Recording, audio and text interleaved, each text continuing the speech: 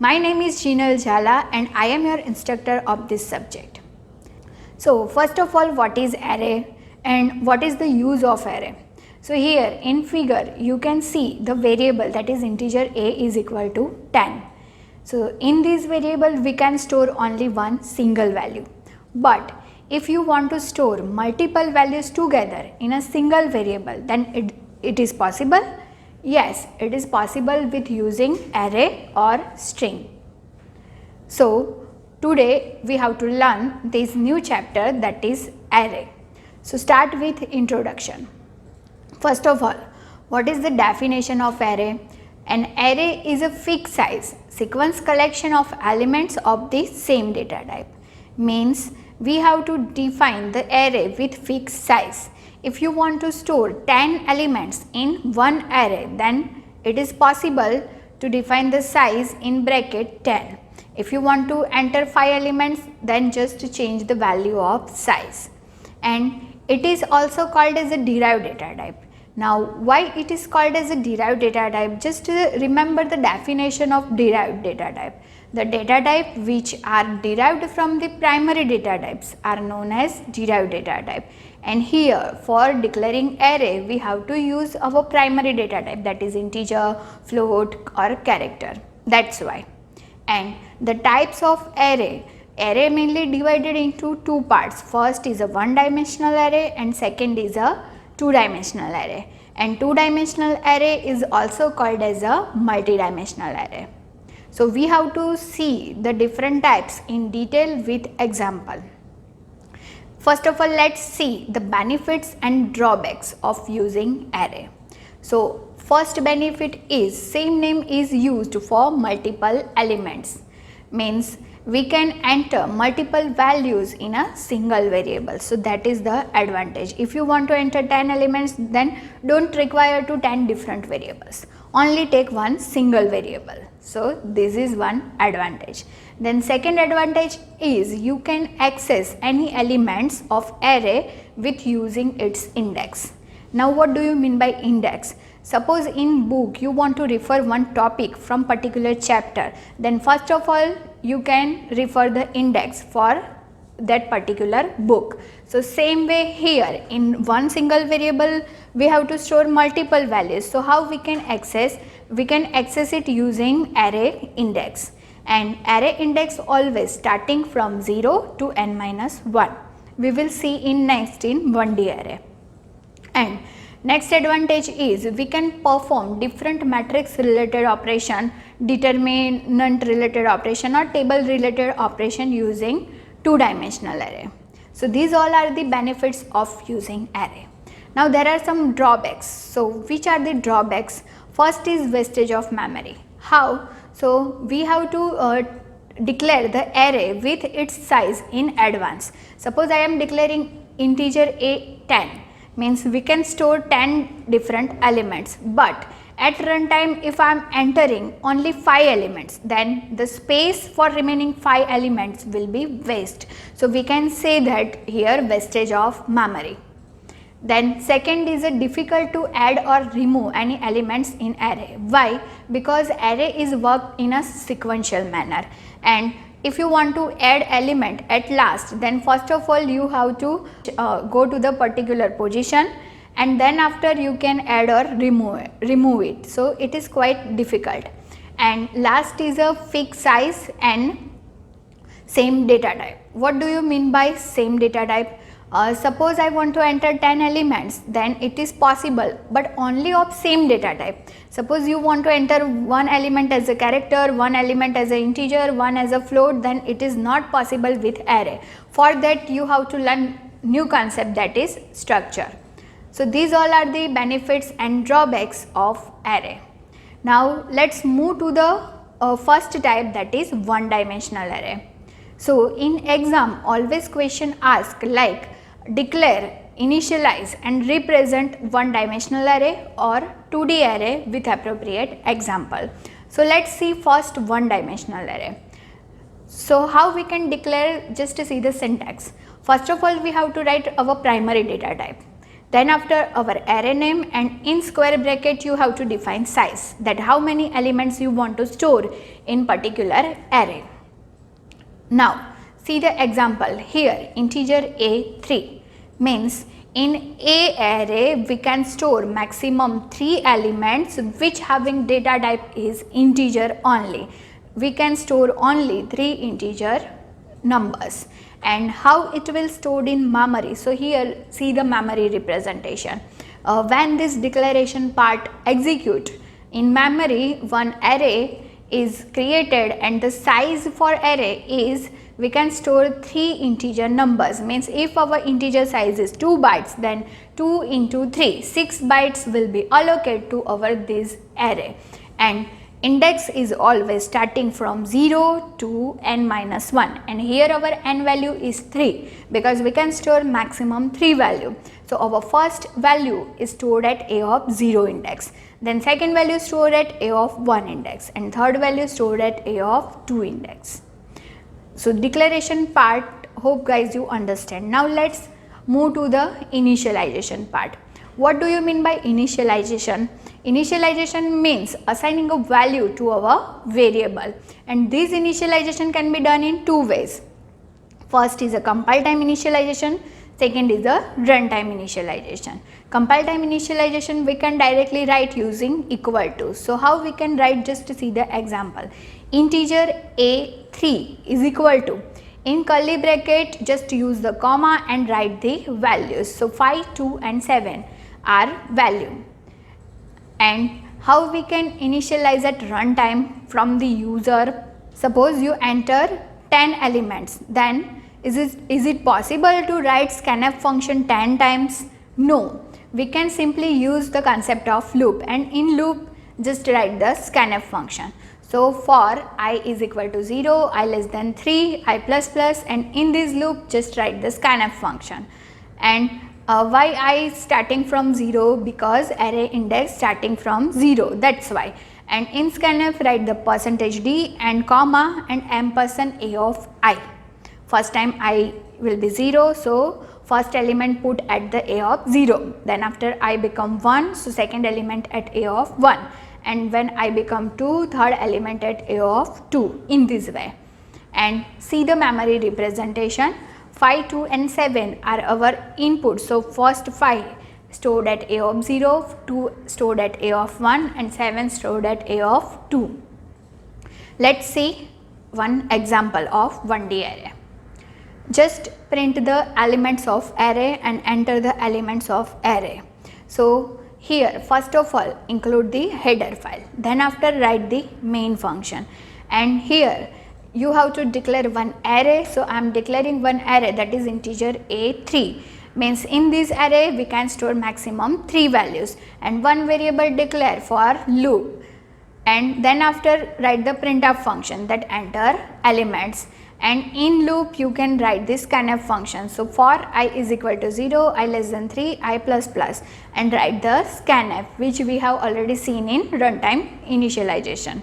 Then after write one printf function, that elements of our array, and again write the for loop, and instead of scanf just write the printf function, because we want to print 3 elements, that's why we have to write printf function also in the loop. And printf, I want to print like a of 0 is equal to first element, a of 1 is equal to second element, and a of 2 is equal to third element. That's why I am writing a of %d. %d, this %d means our index, that is nothing but the value of I, is equal to %d, and the second value we have to print of our array elements. That's why after comma just write the a of I means index and a of I means the element of particular index. So remember this thing.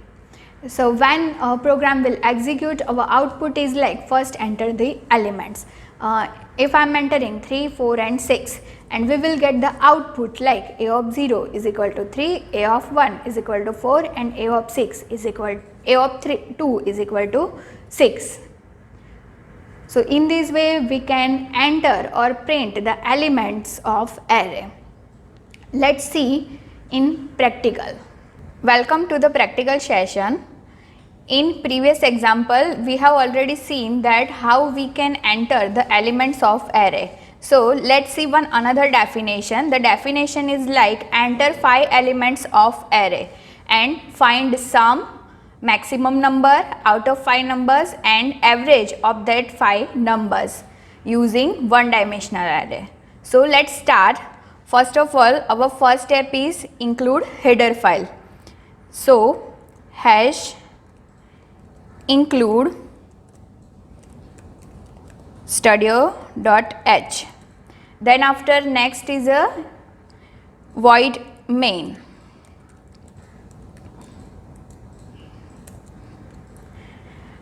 First of all, here we have to take one array which size is 5. So I am declaring one array that is integer and array name is a, and in bracket write the size 5 because we have to enter minimum 5 elements.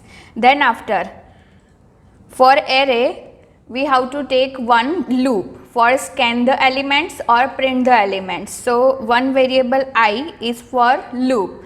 Now just to see the definition, we have to find first of all sum of all 5 elements. So take one variable which name is sum and initialize as 0. Then after also we have to find maximum number. That's why one variable I have taken that is for max. And then after we have to find average, but average is in real number. So the data type of average is float. Now first of all we have to enter the elements of array. So I am writing one printf statement, enter elements. Now for entering element we have to take one loop. So for I is equal to 0 as the index of array always starting from 0 to n minus 1, that's why, and I less than 5 and semicolon I plus plus. Here we have to write our scanf function. So write scanf, for integer write the %d, then after ampersand a of I, semicolon. So our input part is completed. Now first of all we have to find the sum. So this process is also done in repetition because first number sum plus second number plus third number in this way. So again take one for loop. For I is equal to 0, I less than 5 and I plus plus. And how we can find the sum? So just remember the concept of loop. In loop we have find sum, like sum is equal to sum plus a of I, because we have to do sum of array's elements, that's why. So how it will execute? Initially our sum value is 0. So in first step when our I is equal to 0, then sum is equal to 0 plus a of 0. So first element add in sum. Then after updated sum value we have to consider and a of 1 plus previous sum. In this way we can find the sum of all the elements. Now next step is we have to find maximum number. So here first of all in max variable we can store the value of our first element of the array. So here I am writing max is equal to a of 0, means our first element of the array stored in our max variable. Now in loop we have to compare our variable. Why? Because first element compare with our second element.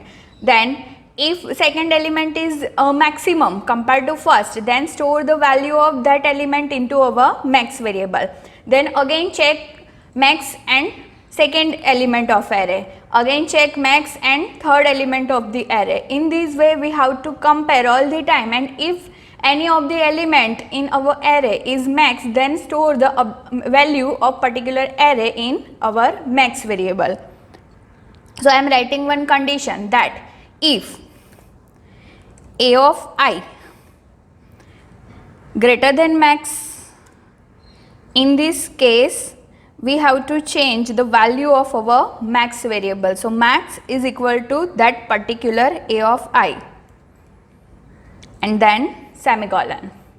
So here calculation of sum is completed, finding maximum is also completed. Now our last step is find the average. So how we can find the average? Average is equal to sum divided by total number of elements, and here our total number of elements are 5.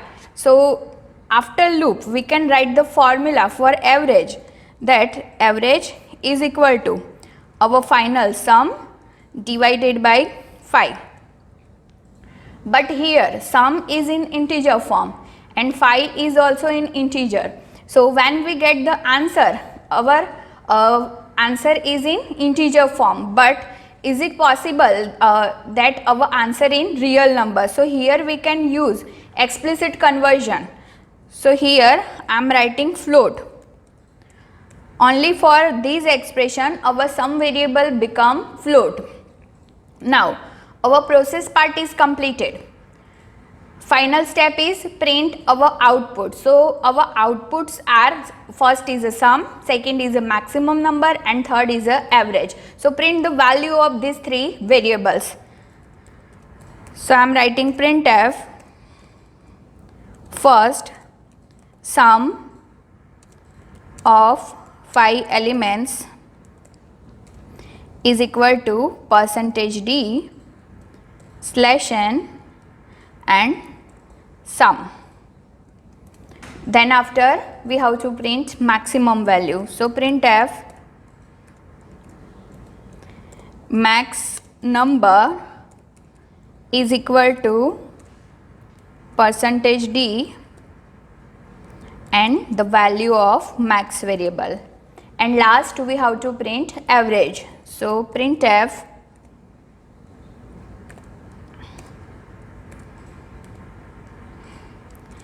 average is equal to, now for printing average we have to write control string %f because average is in a float, that's why, and the variable of average. So first of all we have to compile the program, and initially we have to save 1d.c. You can see errors 00, warning 00. So run the program. First of all enter elements. You have to enter total 5 different elements. So I am entering first 2, 3, 4, 6 and 7. So here you can see the output, sum of 5 elements is equal to 22, then max number is equal to 7. Here our input elements are 2, 3, 4, 6 and 7. From this element we can see that 7 is our max number. So our output is correct. And last is the average. So average is equal to 4.4000. So in this way we can find sum, max and average of one dimensional array. If you want to find minimum number, so just you have to change the sign here. A of I less than your variable, then you have to store in a particular variable the value. In this way we can find the minimum value. Hope guys you understand the concept of one dimensional array very well. We will see two dimensional array in our next video. Till then take care, bye bye, thank you so much.